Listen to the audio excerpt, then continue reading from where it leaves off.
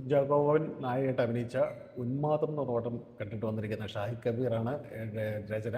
കിരൺ ദാസ് എന്ന് പറഞ്ഞ പുള്ളിയുടെ ഒരു എഡിറ്ററായിരുന്നു. പുള്ളിയാണ് അതിൻ്റെ ഡയറക്ഷൻ. ഷാഹിദ് കബീറിൻ്റെ സ്ഥിരം പടങ്ങളുണ്ടല്ലോ, അതായത് മറ്റേ ഓഫീസർ ഓൺ ഡ്യൂട്ടി, റോന്ത്, നായാട്ട് ഒക്കെ പടത്തിൻ്റെ അതേ രീതിയിൽ പടം മുന്നോട്ട് പോകും.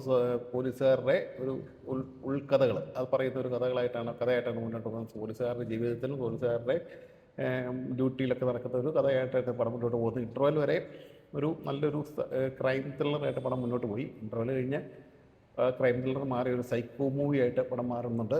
പ്രേക്ഷകർക്ക് വിട്ടിരിക്കുകയാണ് ഇതിൻ്റെ ക്ലൈമാക്സ്. അതായത് നായകൻ ഉന്മാദമാണോ അതെയോ ഒരു സൂപ്പർ നാച്ചുറൽ പവറോ പ്രേതശക്തിയൊക്കെ ആണോ എന്നുള്ളത് പ്രേക്ഷകർക്ക് വിട്ടിരിക്കുകയാണ്.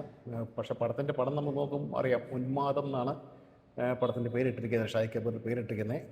അതുകൊണ്ട് അതൊരു ഉന്മാദം തന്നെ ആകാനാണ്. കഥയോ കാര്യങ്ങളൊന്നും ഞാൻ പറയുന്നില്ല, പടത്തിൽ ഹിൻഡോ എന്ന കാര്യങ്ങളൊന്നും പറയുന്നില്ല. പക്ഷേ അത് സ്പോയിലായി പോകും. പടത്തിൻ്റെ ഒരു ചെറിയെങ്കിലും പറഞ്ഞാൽ അത് സ്പോയിലായി മാറും. അതുകൊണ്ട് ഒരു സസ്പെൻസ് ത്രില്ലറായിട്ട് തന്നെ പടം കാണാം.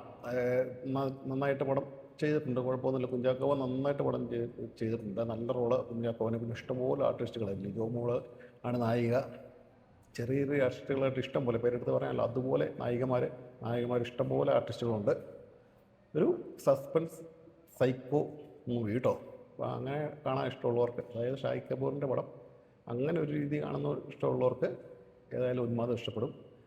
തിയേറ്ററിൽ തന്നെ കാണാൻ നോക്കുക. ഓക്കെ, ഉന്മാദം, കുഞ്ചാക്കോ ബോബൻ.